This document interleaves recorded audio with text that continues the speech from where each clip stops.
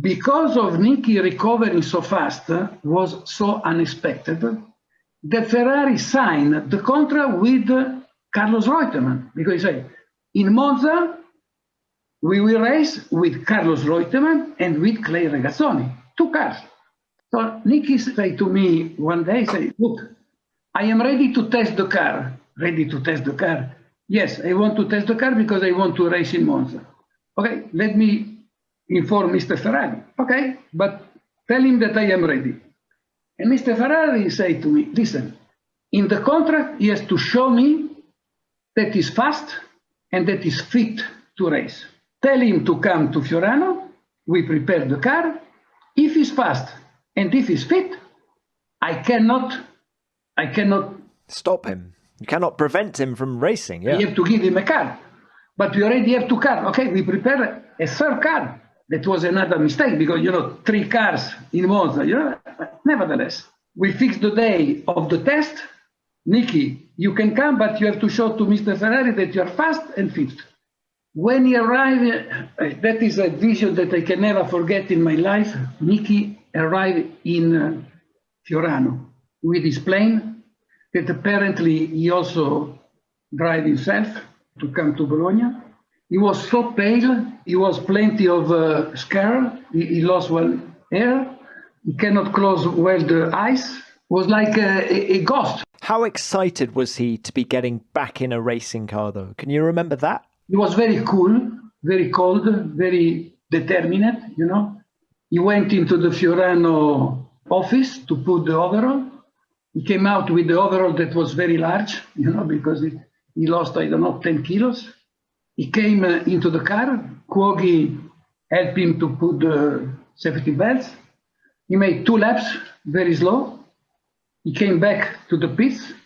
No, he was coming back because the fast belt were too loose, because of course he was so skinny, so he want to adjust a little bit to make him more comfortable. So he started to make more laps. Maybe he did 10 laps, come back, slow, always slow. But no, he wants some adjustment on the setup of the car. And then on the 13th, he started to make more laps, more fast, more laps, more fast, more laps, more fast. At the end of the day, he did a lot of laps, and he was almost close to the lap record. Something unbelievable. So we say to Mr. Ferrari, look, these are the time. He did 60 laps, He did a very good time, very consistent. Fast and fit. Fast and fit. He demonstrated to us that he was fast and fit. But if you see Nicky, you cannot believe it. If you see his face, if you see how he was Skinner, and Ferrari said, we prepare a 3rd car. Reutemann, Regazzoni, Nicky Lauda. And we went to Monza, and Monza was really a grand casino, like we say in Italy, all the press, all the photographer, all the television. Well, Daniel, a hell of a story, isn't it? I can only imagine what it must have been like. Yes. And Nicky, when he took out the helmet, all the balaclava was red of blood because, of course, we are not, but he cannot take the balaclava out because it was sticky on his face with the blood. So he has to go with some water also. We managed to take away the balaclava. He cannot close the eyes because of the accident. The vision is not so good. But to make the long story short, he finished the race in 4th position. And he was maintaining the leadership of the championship because James Hunt was discovered at last with the wrong fuel, with more octanes. That was not legal. So they took away the time of the quali, and he started in last position, and I think he had an accident. So Nicky 4th increased his advantage on James. Did you get emotional after the race? Was he emotional?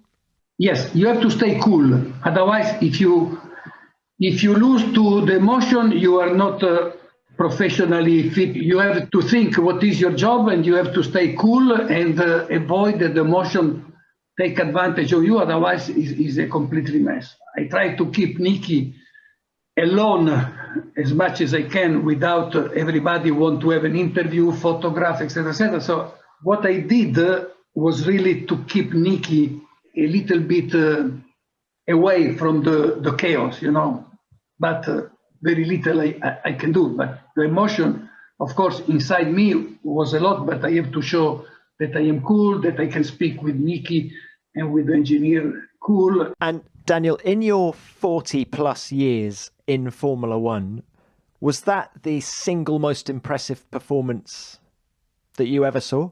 Absolutely. Absolutely. Was something that you have to live these moments to understand how good, how determined, how strong was Niki Lauda. Niki Lauda was not only a champion, because of course he won 3 more championships, but was an incredible man. He was controlling inside him not only the emotion, but the strength, because you can imagine that 40 days before he had the last wrist and he was fourth in Monza. It's unbelievable. I saw him into the helicopter that I was thinking, I never see you alive, I was thinking. And he was in Monza racing and finishing fourth. That's unbelievable. I can't forget for all my life and another life all these moments.